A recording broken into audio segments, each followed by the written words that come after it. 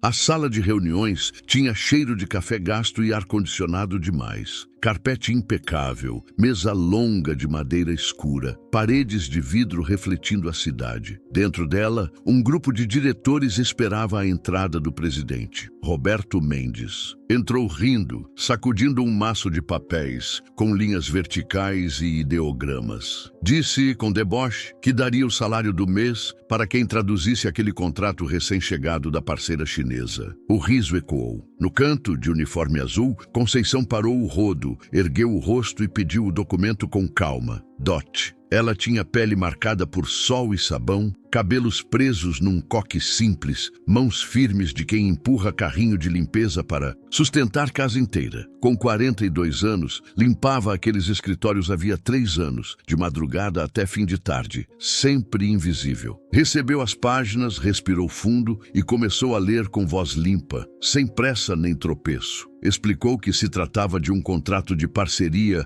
entre a construtora de Roberto e uma corporação de Xangai. Na cláusula inicial, a fornecedora asiática prometia vender material com desconto de 40% sobre o mercado. Na seguinte, pedia contrapartida brutal. Exigia que 70% da mão de obra em obras futuras viesse de fora, trabalhadores trazidos em condições inferiores, recebendo metade do que se paga por aqui. O riso sumiu. Conceição virou a página e continuou. Em caso de descumprimento de cota estrangeira, a multa seria de R$2 milhões por projeto. Havia ainda uma cláusula de silêncio, proibindo qualquer comunicação do acordo a sindicatos ou órgãos públicos, sob pena de rescisão imediata e indenização de R$5 milhões.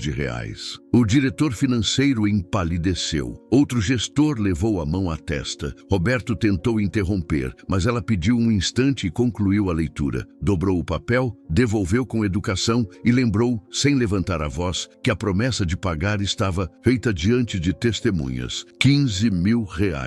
O presidente demorou a encontrar as palavras. Quis saber onde ela aprendera mandarim. Conceição apoiou o rodo na parede e contou um retrato curto da própria vida. Disse que um dia foi professora de línguas na Federal do Rio, que dava aula de mandarim, japonês, coreano, francês, inglês e espanhol. Explicou que deixara a carreira quando o marido adoeceu de câncer. Vendeu o que tinha, pagou tratamento particular, acumulou dívida de R$300 mil em cartões e empréstimos. O marido se foi. A mãe, que já esquecia panelas no fogo, recebeu diagnóstico de Alzheimer. Ela, por sua vez, entrou em depressão, tropeçou nas aulas, perdeu o vínculo na universidade e descobriu que quase ninguém contrata uma viúva quarentona com buraco no currículo. A faxina apareceu como tábua de salvação. Salário modesto, plano de saúde básico para cuidar da mãe, vale transporte, dignidade possível. A sala ouviu em silêncio. Roberto, ainda sem graça, tentou retomar o controle. Ofereceu o pagamento, mas exigiu sigilo por escrito. Conceição recusou papel apressado. Propôs um acordo simples e claro: receber o valor prometido, cancelar o contrato estrangeiro que violava leis e reabrir vagas para os profissionais dispensados nos últimos meses. Em troca, silêncio apenas sobre as conversas em mandarim que ela ouvira durante a limpeza. Acrescentou uma condição de humanidade: recontratar Dona Maria da cantina e seu João da portaria, símbolos de uma virada possível. O diretor financeiro, menos altivo, concordou que havia riscos legais reais. Roberto tentou negociar termos, buscou apoio no olhar dos pares e não encontrou. Por fim cedeu. Perguntou como cancelar sem pagar multa. Conceição explicou, com precisão de quem conhece cultura e lei. Bastava comunicar em bom mandarim que o acordo afrontava normas trabalhistas brasileiras e poderia trazer responsabilidade para os dois lados. Empresas chinesas prezam previsibilidade jurídica em operações internacionais. Cancelariam e, se desejassem manter ponte futura, poderiam discutir outro desenho dentro da lei.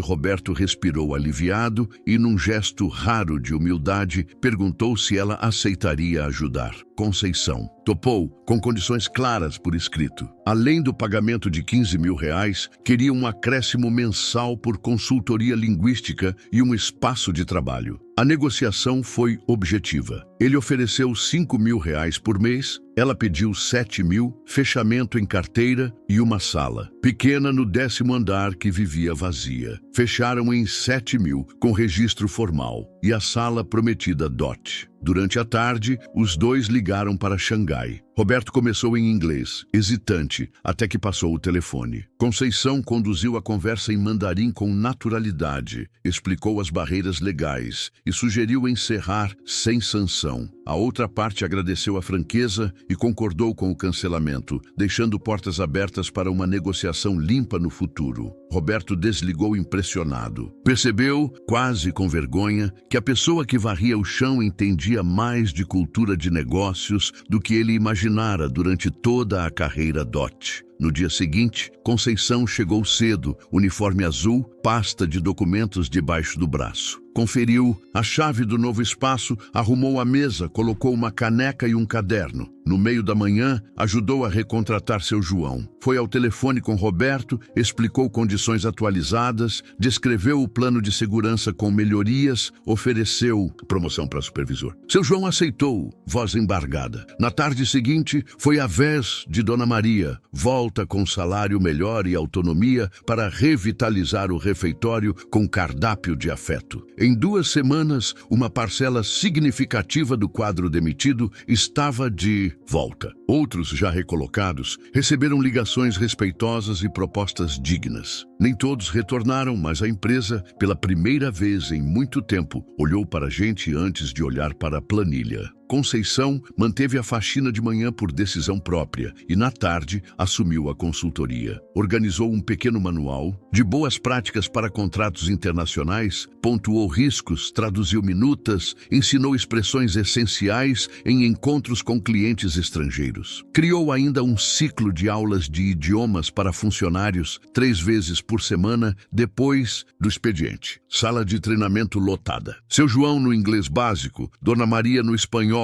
para conversar com o genro argentino, estagiários curiosos em mandarim. Roberto, que mal arranhava o inglês, entrou numa turma de mandarim com caderno na mão e humildade recém-descoberta. Ele, que rira alto no começo da história, passou a levantar a mão para pedir licença e pronunciar cada tom com cuidado.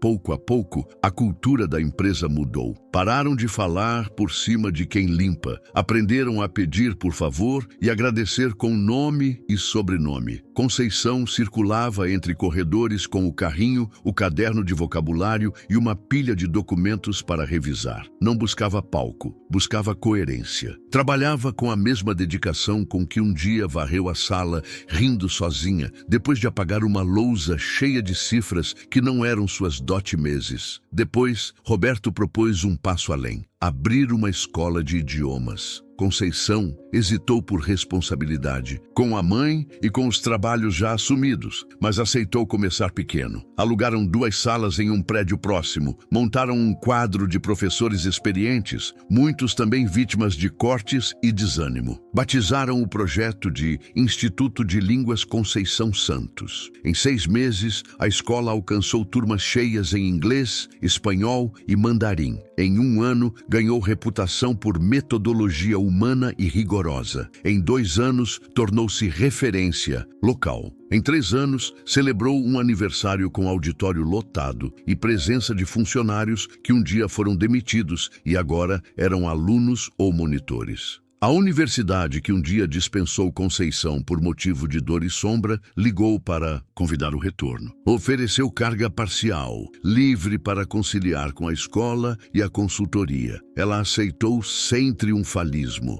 Voltou a dar aula onde começou o sonho, levando para a sala aquilo que a rua ensinou. Idioma serve para abrir portas e para não humilhar ninguém. O primeiro dia de volta foi simples: quadro, giz e 20 rostos atentos. Ela escreveu em mandarim a palavra respeito e abaixo a tradução em português. Disse que a frase mais difícil de aprender num idioma novo é aquela que nem sempre aparece no dicionário. Roberto, por sua vez, refez prioridades. Aprendeu que compliance não é obstáculo, é trilho. Implantou programa de capacitação interna, parcerias com instituições técnicas, política de portas abertas. Decorou nomes, parou de chamar Marcos de Marcelo. No fim de tarde, costumava descer para a cantina, tomar café preparado por Dona Maria e perguntar de verdade como cada um estava. Não por controle, mas por interesse. Descobriu que um bom dia dito com convicção rende mais do que 1000 relatórios. Certo dia, revirando arquivos antigos, encontrou o currículo que Conceição enviara para a vaga de faxina 3 anos antes. Lá estavam desde o começo, doutorado em linguística, especializações, década de docência. Percebeu que nunca lera. Levou o papel até ela e pediu desculpas. Não por uma reunião ridícula, mas por um olhar míope que tratava a gente como a custo. Ela respondeu que o que passou, passou, que pessoas erram e aprendem, e que a única prova de mudança é o modo de tratar quem não tem vitrine.